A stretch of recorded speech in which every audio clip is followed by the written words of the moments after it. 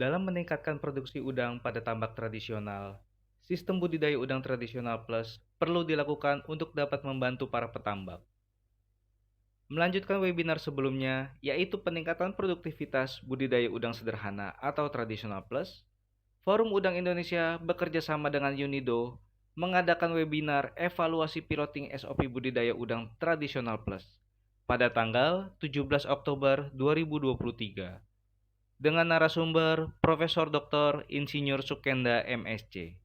Semoga dapat bermanfaat dan selamat menyaksikan. Baik, terima kasih. Saya share screen ya. Ya, silakan.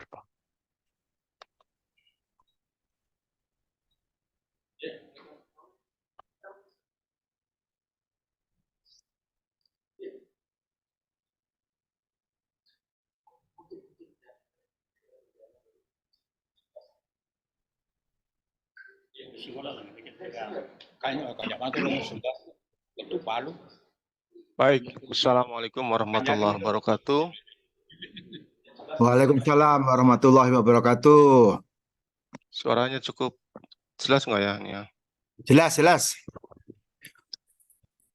Baik, pertama saya sampaikan ucapan terima kasih kepada Forum Udang Indonesia ini ya, yang saya kira luar biasa ya usahanya bagaimana memajukan perudangan di Indonesia ya. Tentunya pada karakteristik think tank-nya ya, berpikir untuk mendapatkan solusi-solusi alternatif, memperbaiki produksi dan produktivitas udang di kita. Yang kedua barangkali UNIDO ya, adalah lembaga internasional di bawah PBB ya, United Nations Industrial Development Organization, yang mensupport luar biasa ya terkait dengan budidaya udang. Khususnya pada hari ini kita akan mengevaluasi daripada SOP yang sudah kita susun sebelumnya, dan tentunya kepada Institut Pertanian Bogor, institusi saya ya. Oke. Bapak dan Ibu, sebenarnya pertemuan sebelumnya kita telah membahas SOP ini pada bulan April kalau tidak salah Pak Budi ya, mohon dikoreksi. Seingat saya itu sekitar tanggal 6 atau 7 April kita membahas SOP ini, dan waktu itu luar biasa ya, saya kira banyak yang tertarik ya terkait dengan solusi alternatif dengan tradisional plus ini. Nah, kemudian tentunya sebuah SOP juga membutuhkan validasi-validasi ya terkait dengan kemantapan daripada SOP ini, sehingga kita coba kita piloting ya. Nanti kita cerita tentang piloting ini seperti apa, dan tentunya juga kita FUI juga butuh kalibrasi dari pihak-pihak lain ya, petambak-petambak lainnya, untuk bisa memperkaya SOP ini ya. Yang kedua, saya juga terima kasih nih Bapak dan Ibu yang sudah meluangkan waktu ya hari ini di tengah-tengah kesibukan kerja ya untuk bisa melihat atau membahas terkait dengan SOP yang sudah kita laksanakan. Juga kepada Pak mahasiswa, paling tidak saya tadi sempat komunikasi dengan Pak Andi ya di Tamsil di UMI Muslim Indonesia. Terima kasih atas kehadirannya para mahasiswa. Anggap aja ini sebagai sebagai kuliah umum lah ya barangkali ya, daripada jauh-jauh ke Bogor gitu kan. Ya. Siap, Prof. Baik, Bapak dan Ibu ya, kalau cerita tentang area tambak udang di Indonesia, ini datanya FUI ya tahun 2021. Ya masih segar lah saya kira ya, tapi mungkin sekarang udah berubah ya. Berubahnya jangan-jangan tambak intensifnya yang berkurang gitu ya. Jadi ada luas area intensif, semi intensif, dan tradisional ya, dengan total 422.000 hektar dengan total produksi 412.000 hektar ya. Itu tahun 2021. Kalau kita lihat ya, intensif dengan 6.000 menghasilkan 180.000 hektar, tapi tradisional dan semi intensif itu kalau kita gabungkan jadi satu ya, apalagi tradisional dengan 300.000 itu hanya 120.000 ton ya per tahun. Jadi masih sangat kecil. Padahal potensinya luar biasa. Oleh sebab itulah kita berkali-kali ya bagaimana kita meningkatkan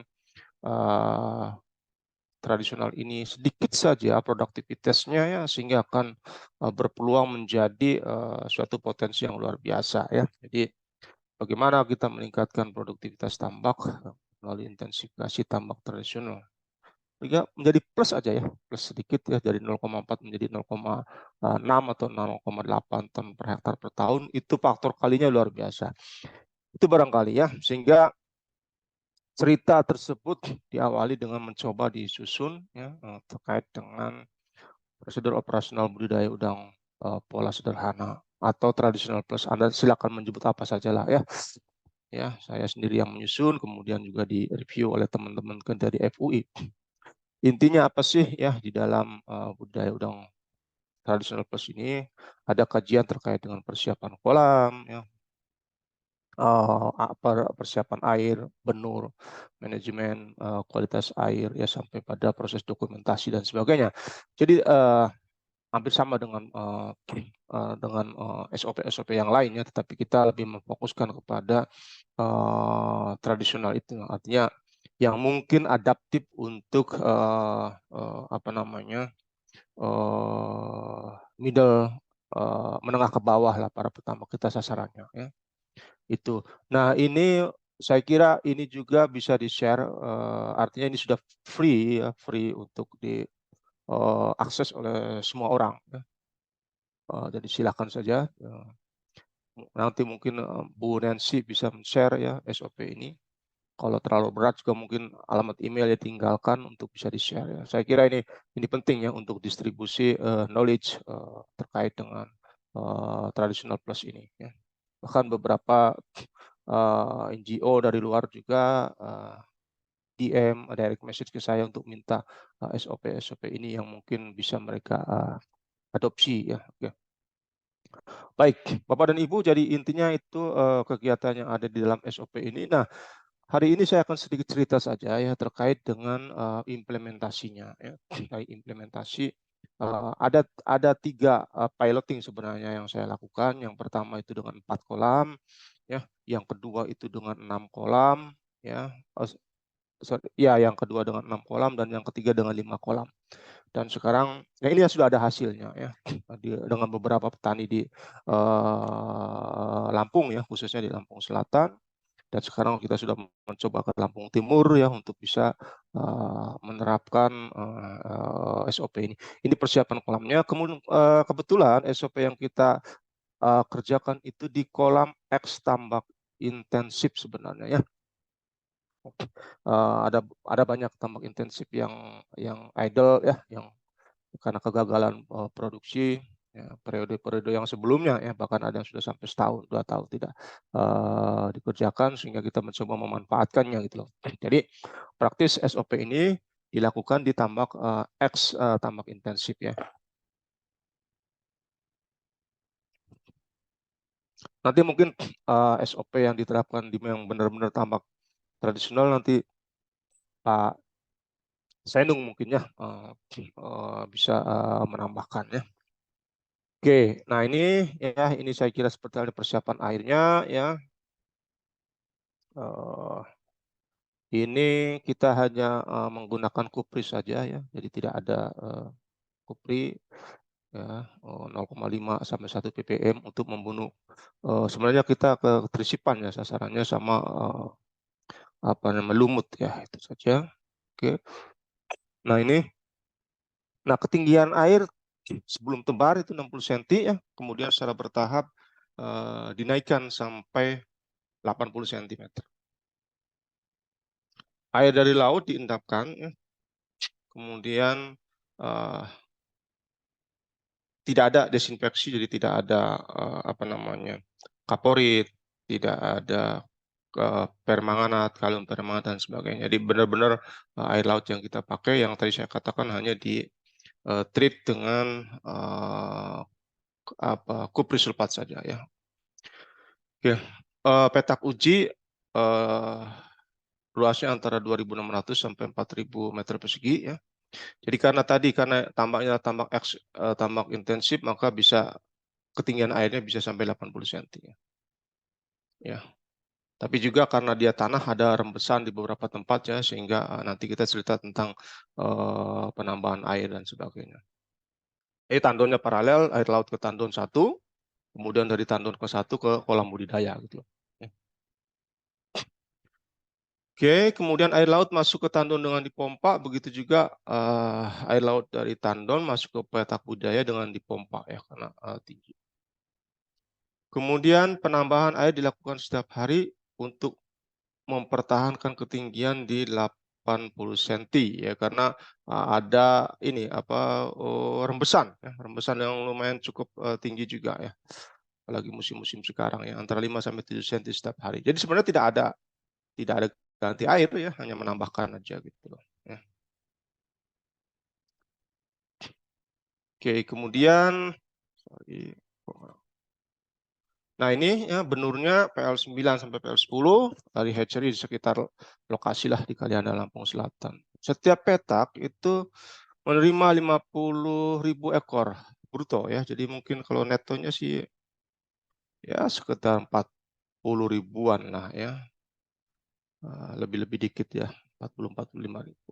Sehingga kepadatannya berkisar antara 15 sampai 18 ekor per meter. Ya. Jadi waktu itu kita mencoba yang penting aktif dulu lah ininya ya, kolamnya gitu loh ya. Kan dengan aktif maka kebersihan kolam terjaga, kemudian orang juga tidak diberhentikan ya, elektrisitas juga terpelihara dan sebagainya. Itu pemikiran kami, sehingga petani waktu itu setuju ya untuk mencoba dengan kepadatan yang rendah sesuai dengan SOP yang kita miliki. Oke, pakannya menggunakan protein 28 sampai 30% ya. Di piloting yang pertama itu kita gunakan pakan 28%, ya, tapi di piloting yang ketiga itu kita gunakan 30%. Protein 28% itu Rp12.000 ya. Saya tidak menyebut ininya mereknya ya, tapi saya yakin para Bapak dan Ibu tahu lah ya. Kemudian sampai di lokasi tambah 100 perak per kilo gitu ya, jadi 12.100 itu harganya. Sementara yang 30% itu naik 1.000 ya, jadi 13.100 sampai lokasi. Pakan DOC 1 sampai 14 hari diberikan di Ancol sedikit saja untuk melihat respon dan jumlah udang yang naik ke Ancol. Jadi tidak ditebarkan. Ya paling segenggam lah ya. 1 Ancol kasih. Terus nanti setelah 14 hari baru kalau banyak udangnya kita tebarkan keliling ya. Setelah jumlah udang dan respon pakan bagus, barulah kita tebar pakan itu ya sekeliling tambak ya. Oke, kemudian Bapak dan Ibu ya, 14 hari sampai 40 hari pakan diberikan 2 kali, jam 6 pagi dan jam 5 sore. Ya. Terus sampai DOC 40. Di DOC 40 kita sampling. Nah, biasanya itu berat sekitar 5 sampai 6 gram di DOC 40. Nah, nanti mungkin kita perlu juga masukkan kenapa rendah gitu ya, seperti apa. Karena pakan alaminya kurang dan sebagainya.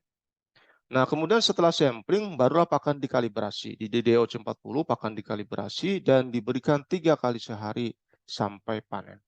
Pada DOC 40 ini SR kita masih anggap 100%, Pak. Ya. Bahkan lebih kita itu. Ya. Kita berikan lebih dari 100%. Kenapa? Karena pada akhirnya nanti SR dipanen tuh ada beberapa petak yang lebih dari 100%. Ya. Setiap petak ada 1 anco untuk mengecek kecukupan dari pakan dan juga kesehatan udang, monitoring kesehatan. Nah, ini yang kita lakukan ya. Nah, kemudian pembuatan fermentasi. Saya kira pembuatan fermentasi lazimnya yang dilakukan oleh petambak-petambak ya. Artinya ada probiotiknya, ada lactobacillus, ada bacillus. Kemudian juga ada dedak ya, ada air tawar. yang juga ada apa namanya ragi ya. Ini seperti ini ya. Kemudian kita fermented ya sekitar 48 jam 2 hari lah ya. Kalau bagus sih mungkin lebih seharusnya ya. Cuma karena kita kecepatan banyak yang harus diberi gitu jadi 48. Intinya kalau sudah terasa baunya bau peyem ya kita pakai gitu loh ya. Jadi itu. Nah, probiotik kita pakai yang murah, Pak, ya pakai yang murah yang 28.000 per liter ya. E4 ya. Saya kira semua tahu lah ya. Yang murah-murah saja karena kita memang sedikit mungkin mengeluarkan kos gitu ya untuk uji coba ini. Nanti kalau terlalu tinggi juga petaninya nggak mau dia ya. Oke. Nah, ini hasil dari piloting 1. Piloting 1 jumlah kolamnya 4, Pak ya. Dari 4 kita pakai. Semua kolam tanah ya. Tidak pakai desinfektan, air baku masuk ke kolam setelah diendapkan di tandon. Ya. Nah, rasio tandon itu 1:2 sampai 3 kolam. Jadi karena mereka sistem blok ada 6 petak gitu. Tandonnya itu 2 gitu. Jadi praktis 2 tandon untuk mensuplai 6 petak. 1:3 ya. Kalau kebetulan satu blok budidayanya 4 kolam berarti 2 kolam tandon untuk 4 kolam budidaya gitu ya. Kalau ukuran kolam tandonnya cukup besar ya, sekitar 3.000-an. Tebar tanggal 14 April, jadi praktis seminggu setelah launching SOP Traditional Plus ya, Pak Budi ya. Jadi kita coba ya. Kemudian panennya itu tanggal 4 sampai 5 Juli 2023. Kincir dijalankan setelah 30 hari. Jadi DOC 1 sampai 30 itu praktis tidak ada kincir berjalan. Ya, dan ketika cek DO-nya minimal itu 2,6. Jadi begitu 2,6 kincirnya dijalankan itu, Pak. Jadi memang berusaha untuk menghemat ya. 1 HP jam operasionalnya hanya malam hari saja, jam 5 PM sampai jam 7 AM ya. Jadi itu yang kita lakukan berbarengan dengan pemberian pakan. Pakan diberikan setelah 17 hari, Pak. Ya, setelah tadi dari kontrol anco, udangnya naik ke atas, kemudian respon sudah bagus, baru kita berikan tebar. Ya, jadi tebar setelah 17 hari. Protein pakan 28%, kemudian salinitas waktu itu 32 sampai 35 ppt dan DO minimal 2,6. Jadi rendah, Pak. Ini sebaiknya jangan ditiru ya. Harusnya kincir dijalankan lebih awal gitu loh. Ya. Oke, dosis bakteri secukupnya, bahkan nyaris mungkin tidak dipakai, tidak pakai tadi ya, fermentasi dan sebagainya, hanya di awal saja. Ya, oke. Nah, itu yang kita lakukan ya untuk piloting 1. Bapak Ibu dan kita lihat hasilnya ya. Jadi petakannya A7, A8, A9, A10 ya.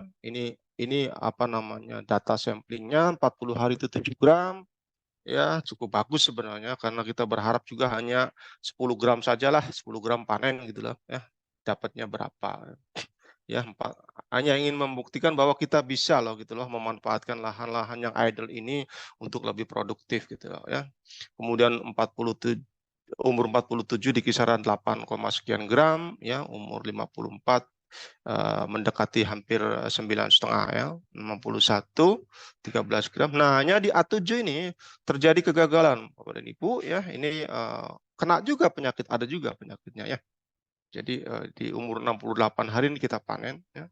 Kan sebelum ya, sebelum 68. Jadi tidak ada sampling, ini panen total. Nanti kita lihat ya hasil keseluruhannya.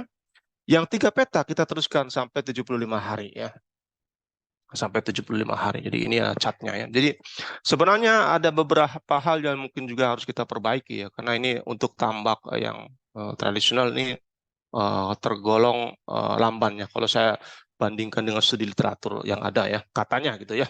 Tapi setelah dilakukan juga tidak seindah growth di literatur juga gitu ya. Ya termasuk lama. Tapi kalau kita lihat smooth ya untuk 8, 9, 10 ini praktis tidak terlalu banyak masalah kecuali A7 saja yang kena sakit. Ya, dan dugaan kita adalah dari karakteristiknya itu HPND dan MIO ya. Oke. Nah, ini hasil total piloting 1 ya. Jadi A7 itu luasnya 3.200, A8 3.800, A9 juga 3.800. A10 4.200. Jumlah tebarnya sama ya. Jadi 200.000 untuk 4 kolam masing-masing 50.000.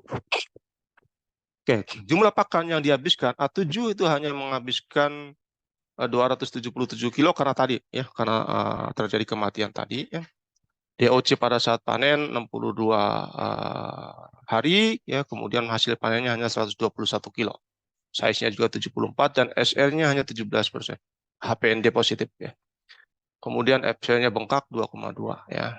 Nah, kalau kita lihat hitung-hitungan biaya produksinya itu 7,3 jutaan ya, nilai panennya 5,9, jadi masih minus ya. Masih minus sekitar 1,4, 1,3-an ya. Dan sukses percentage-nya hanya 17%.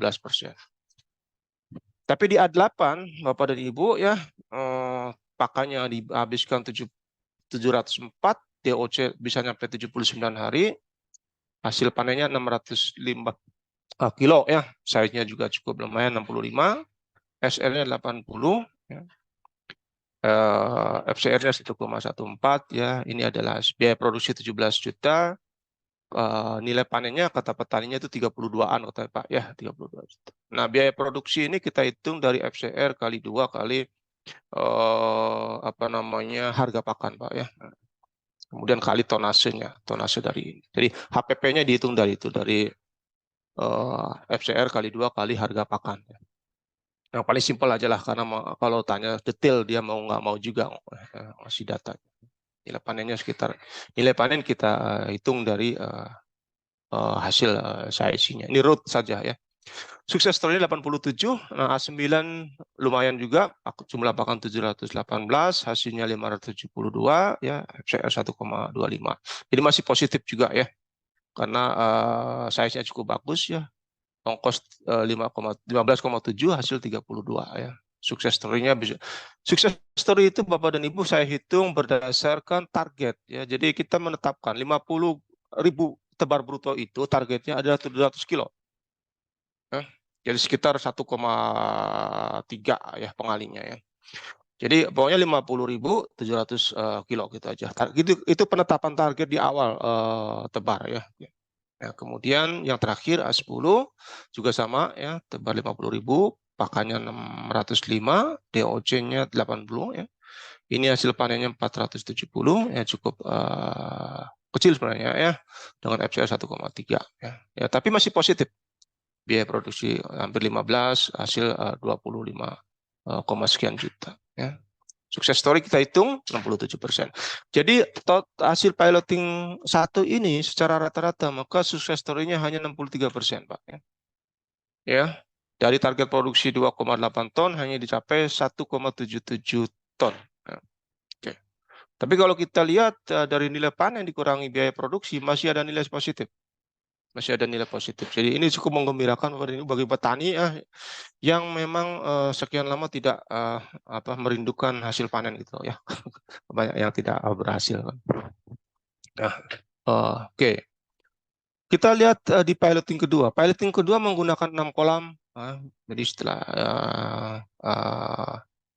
itu jalan, kita gunakan piloting kedua. Dan semua sama juga, semua kolam tanah tidak pakai disinfektan. Seperti yang tadi, bedanya di mana ya? Bedanya adalah yang pertama, kincir dijalankan lebih awal, ya setelah 14 hari. Itu pun kalau kita cek DO-nya masih 2,9 pada saat itu ya. Dijalankan lebih awal ya, 14 hari ya, dari jam 5 sore sampai jam 7 pagi. Kemudian pakan diberikan lebih awal lagi. Ya, 10 hari ya. Tadi sebelumnya 14 hari ditarik ke belakang atau ke depan, lebih awal 10 hari ya.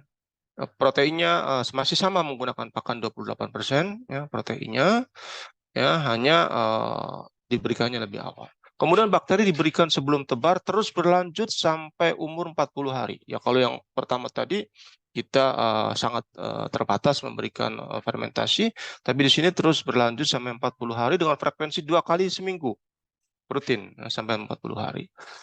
Sampai sampling lah ya. Nah, salinitas berbarengan dengan meningkatnya musim kemarau, salinitasnya agak naik ya, 34 sampai 36 ppt. Dan kita 100% air laut ya, tidak ada air tawar ya. Jangankan untuk tambak, untuk orang juga agak susah. ya. Oke, 34 sampai 36 ppt, DO minimum waktu itu 2,9. Nah, kemudian jamu diberikan setiap hari. Nah, saya kira jamu maksudnya sih adalah traditional herb ya, ramu-ramuan ya, mulai dari ya macam-macam lah yang biasa kita lakukan ya. Ada apa kurkuma, ada jahe ya, dan sebagainya ya. Saya kira udah umum lah itu ya. Ini diberikan setiap hari ya. Nah, itu beberapa perubahan yang memperbaiki dari piloting yang pertama. Kita lihat hasilnya. A11, A12, A13, A15, A16, A17 ya. Ini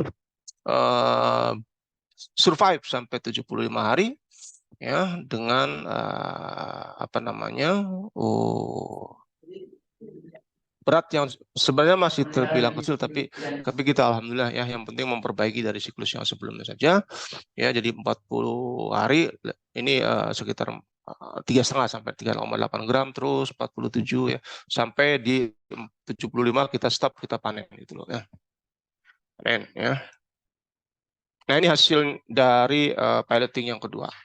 A11 dengan luas 2.500 meter persegi, kemudian A12 3.100, A14 4.100 ya, A15 3.600, A16 3.000, dan A17 2.600. Semua tebarannya sama ya, 50.000.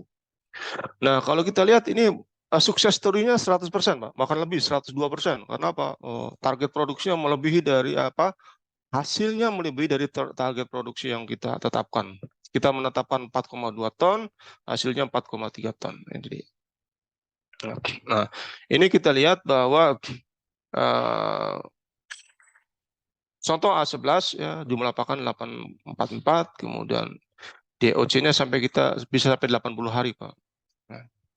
Nah, di yang terakhir ini, yang seminggu terakhir ini ya, kita benar-benar agak loss pakannya supaya bisa mendapatkan ADG yang cukup tinggi gitu ya. Sehingga terjadi kelonjakan berat yang cukup signifikan. Ya, ini size-nya hasil paennya 678, size-nya 70, SR-nya 105 ya. FCR-nya lumayan 1,24 ya. Nah, ini biaya produksinya sekitar 20, sekian, total panennya sekitar 34,5 juta ya. Sekitar 97. Nah, kalau kita perhatikan bahwa ada perbaikan SR ya dari semua petak uji coba ya, rata-rata itu di bawah 100%. Maaf, di atas 100%. Mungkin aneh kelihatannya, tapi karena menghitung dari bruto ya, maka mungkin allowance-nya cukup besar gitu loh ya. Ya. Dan kalau petambak nggak aneh lihat data ini ya. Kalau saintifik baru agak aneh. Hanya A17 barangkali yang hasilnya 97%. Kemudian FCR secara keseluruhan cukup baik ya. 1,19 ya, hampir 1,2 lah. Ya, kemudian size-nya juga jauh lebih baik dari sebelumnya ya. 72, karena kalau sebelumnya kan hampir 80-an ya. 72 ya, cukup meningkatkan nilai jual ya. Kemudian hasil panennya 4,3 ton dari target 4,2 ya. Maka boleh dikatakan bahwa sukses story-nya itu 100% ya untuk uji coba yang kedua ini. Sehingga kalau lihat rata keuntungan kotor ya per petaknya ya, itu ada sekitar 14,7 juta per petak. Jadi ini cukup lumayan lah ya untuk petani-petani tradisional, saya kira ya luar biasa, membantu sekali ya recovery untuk next siklusnya gitu loh. Ya. Oke, nah ini piloting yang ketiga dan yang terakhir ya, yang bisa saya sampaikan datanya ya, karena kita masih terus mencoba juga. Ya. Nah, piloting yang ketiga ini kita menggunakan 5 kolam ya, semua kolam tanah tidak pakai desinfektan ya, tidak pakai kaporit dan sebagainya karena mahal Pak ya, terus terang, dan itu tidak akan mengcover biaya produksinya terlalu tinggi ya, sehingga kita coba saja dengan pengendapan ya, agak lama ya di kolam pengendapan, mungkin bisa memperbaiki quality daripada airnya. Oke, kemudian tebar tanggal 9 Juli dan panen tanggal 26 September ya. Kincir, perubahannya dengan piloting yang kedua tadi apa? Yang pertama, kincir dijalankan setelah 14 hari. Ya. jam 5 sore sampai jam 7 pagi untuk DOC 14 sampai 40 hari ya. Nah, setelah 40 hari kincir kita operasikan lebih ya dari jam 5 sampai jam 10 ya, berbarengan dengan pakan yang kedua. Karena setelah sampling sehari pakan 3 kali, pagi jam 10, kemudian jam 5 sore gitu loh ya. Jadi berbarengan dengan pakan jam kedua, kincirnya kita matikan. Kalau yang kedua itu tadi adalah hanya sampai jam 7 pagi, pakan pertama saja. Pakan diberikan setelah 10 hari. Oke. Nah, yang ketiga ini kita mencoba naikkan proteinnya, Pak. Protein pakannya dengan menggunakan protein 30%. Kalau yang pertama, yang kedua 28%, kita sekarang pakai coba yang 30%. Jadi ada kenaikan harga dari 12.100 naik menjadi 13.100 ya, termasuk ongkos kirim. Jadi ada 1.000 rupiah kenaikannya ya. Dan ini cukup worth it sebenarnya setelah melihat hasilnya ya, dengan kenaikan harga 1.000 tadi dan penambahan protein tadi. Kemudian bakteri diberikan seminggu sebelum tebar, terus berlanjut sampai 40 hari sama dengan frekuensi 2 kali seminggu ya. Salinitas 35 sampai 38 ya, sudah mulai ini juga, ini salinitasnya DO minimum 2,9 ppm. Jamu diberikan setiap hari. Kita lihat hasil untuk piloting yang ketiga, Bapak dan Ibu. Ya, cukup signifikan perbedaannya ya, di mana umur sampling 40 hari 6,5 gram ya. Rata-rata bahkan ya ada yang sampai 7 ya, 0,5 gram. Kemudian 47 sekitar 8,5 ya. Nah, di umur 54 udah rata hampir saya 110-an ini ya. Jadi kita udah bisa dapat uang sebenarnya ya. Terus berlanjut sampai umur 75 hari ya. Kemudian baru kita panen di umur 78 80 hari ya. Jadi, ini samplingnya, dan ini termasuk juga smooth ya, artinya tidak ada masalah ya selama periode 75 hari budidaya ini ya. Nah, kemudian kalau kita evaluasi hasil secara keseluruhan Bapak dan Ibu ya, ini ya cukup menggembirakan ya, karena dari 5 petak uji coba itu semuanya bisa panen gitu ya. Kalau kita lihat ya, tebalnya sama ya, seperti halnya piloting 1 dan 2 ya, jadi 50.000 per petak ya. Kemudian ya ini juga perlu diketahui bahwa kita menggunakan benur yang relatively harganya cukup murah Bapak dan Ibu ya. Kita hanya menggunakan benur yang Rp38 per ekornya ya. Dan sekarang ada yang 50, ada yang 45, kita gunakan yang murah, bukan berarti rendah quality ya, karena kita melakukan verifikasi juga ya, terutama pada penyakit-penyakit yang kemungkinan dibawa oleh benur tadi. Kemudian ini variasi pakannya dari A18 sampai A23 ya, dan dari 856 sampai paling tinggi itu A2906. Dengan total pakan yang dihabiskan itu 4,4 ton ya. Kemudian DOC-nya sampai 80 hari terakhir ya. Oke, kemudian ini hasil panennya ya variatif antara 672 sampai 749 kilo dengan total panen 3,6 ton. Ya. Size-nya cukup bagus. Kalau tadi di piloting 2 tadi 73 size ya, sekarang udah mulai membaik ke arah 60,8 size. Hanya kebetulan saja harganya yang kurang bagus ya, Bapak Ibu.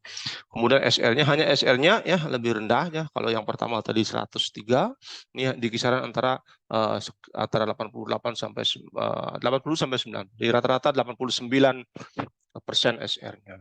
FCR-nya lebih bagus ya, hampir sama dengan tadi 1,2. Nah, kemudian kalau kita lihat ya dari masing-masing petak, variasi dari cost production ya, sekitar 20,5 sampai paling mahal 21,5 juta ya, dengan total biaya produksi 104. Dan alhamdulillah ya nilai panennya juga cukup bagus karena tadi size-nya agak bagus ya, 60,8. Dari 37 juta sampai 43 juta per petak ya, dengan total sekitar 202 juta ya. Oke, jadi target produksi 3,5 ton, kita mendapatkan hasil 3,6 ton, jadi secara persen sukses itu sekitar 103% suksesnya. Sehingga nilai rata keuntungan kotor per petak bagi petani ya, yang melakukan uji coba ini sekitar 19,6 juta per petak, ya cukup lumayan ya. Oke. Nah, itu piloting 1, piloting 2, dan piloting 3 yang sudah kami dapatkan datanya Bapak dan Ibu ya. Nah, kemudian Bapak dan Ibu, ini hanya sekedar refleksi saja barangkali ya bagi kita ya. Refleksi dan juga harapan ya untuk kedepannya seperti apa ya. Oke. Sorry. Saya kira belajar yang paling baik kalau untuk budidaya tradisional plus itu ke Ekuador, Bapak dan Ibu. Ya, saya coba cari referensi. Ada kebetulan Mas Saud, Dr. Mas Saud ya, tahun 2019. Saya punya papernya, barangkali kalau ada Bapak dan Ibu yang berminat ya. Itu di sana kepadatan juga 12 sampai 15 ekor per meter, kemudian strategi budidayanya tebar langsung, ya, waktu budidayanya 125 hari, laju pertumbuhan 0,17, kelangsungan hidupnya rendah, Bapak 40 sampai 50%, dengan hasil panen per hektar itu berkisar antara 1.100 sampai 1.300, ya, FCR 1,6 dan siklus per tahun 2,5. Ini suatu kondisi ya di mana menjadi produsen udang nomor 1 di dunia gitu loh ya, dengan pola seperti ini di Ekuador ini. Nah, coba saya kalkulasikan dari uji coba ini ya walaupun baru 15 petak ya, tapi paling tidak ada harapan atau refleksi dari apa yang sudah kita lakukan di dalam uji coba ini ya. Dengan tebar 15 sampai 18 ekor yang mirip-mirip Ekuador, yang kemudian penebarannya langsung, waktu budidayanya kita lebih singkat ya, 75 sampai 80 hari ya. Nah, laju pertumbuhannya cukup lama yang kita lebih bagus 0,2 ya, kelangsungan hidup juga sangat tinggi sebenarnya di kita ya, 40 sampai 90%. Nah, dari percobaan tadi ya, dari percobaan yang terutama yang 2 dan 3 lah ya, yang sudah ada improvement ya, itu produksinya berkisar antara 1,9 sampai 2,1 ton. Bayangkan kalau ini dikalikan dengan datanya Pak Ketua tadi ya, yang saya sampaikan di awal presentasi. Itu kan bisa 600.000 ton itu ya, produk si udang yang berasal dari tambak tradisional dan semi intensif yang improvement ya. Oke. Siklusnya 2,5 sampai 3. Kan bisa kita dengan 75 harian kita bisa 3 kali sebelum lebaran. Nah, itu kira-kira refleksi dan harapannya untuk menjadi nomor 1 ya, sebagai produsen udang dengan apa yang kita lakukan. Nah, saya kira boleh kan berharap ya Pak Ketua ya. Oke, Bapak dan Ibu, sebagai penutup, maka yang pertama bahwa budidaya udang dengan pola tradisional plus dapat berpeluang menjadi solusi bagi peningkatan produksi dengan memanfaatkan tambak idle. Ya, saya menyebutnya resiliensi ya. Resiliensi itu pulih kembali, saya kira Bapak dan Ibu ya. Pulih kembali dari keterpurukan ya. Jadi dalam tambak-tambak yang sudah tidak terpakai kita manfaatkan kembali, pulihkan dan menjadi produktif gitu loh. Yang kedua adalah budidaya udang tradisional plus juga berpeluang mampu meningkatkan produktivitas lahan tambak tradisional melalui SOP dan intervensi teknologi yang adaptif. Saya selalu menyebutkan intervensi teknologi yang adaptif untuk para pembudidaya tradisional dan tradisional plus ya.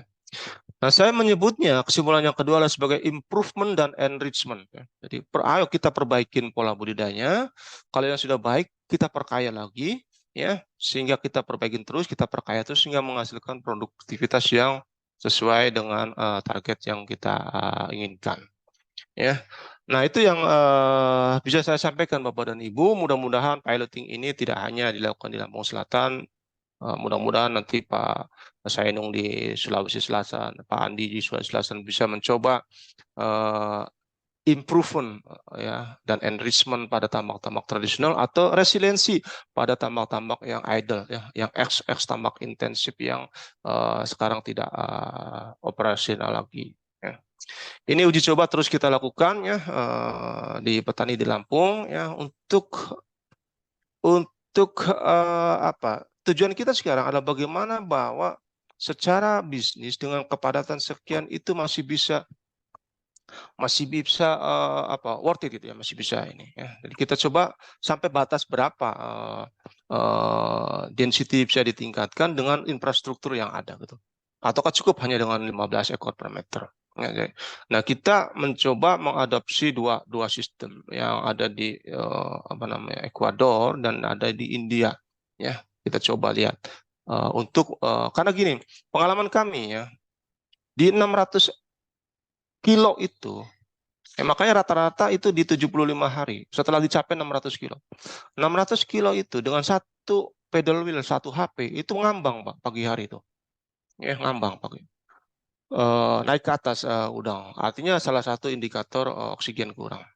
Kalau kita misalkan masukkan kincir baru ya, dengan 2 kincir, maka akan oversupply oksigen, artinya kebanyakan oksigen daripada dengan biomasa yang ada di kolam yang ditanggung. Jadi kita nanti akan sedikit loss di cost electricity. Oleh sebab itu kita mencoba sekarang sedang mengevaluasi ya, berapa sih yang kira-kira ya kita itu bisa. Kalau bisa ada penambahan entah itu kincir atau apa namanya yang panajet dan sebagainya, itu bisa mengcover biomasa yang optimum ya, sehingga nanti energi yang cost-nya nambah tadi bisa di-cover dengan peningkatan biomasa udang yang ada di kolam. Ya, baik Bapak dan Ibu, saya kira itu sebagai laporan Bapak Ketua ya. Terima kasih ya. Mudah-mudahan kita bisa diskusi yang konstruktif untuk memperbaiki SOP ini. Terima kasih. Assalamualaikum warahmatullahi wabarakatuh.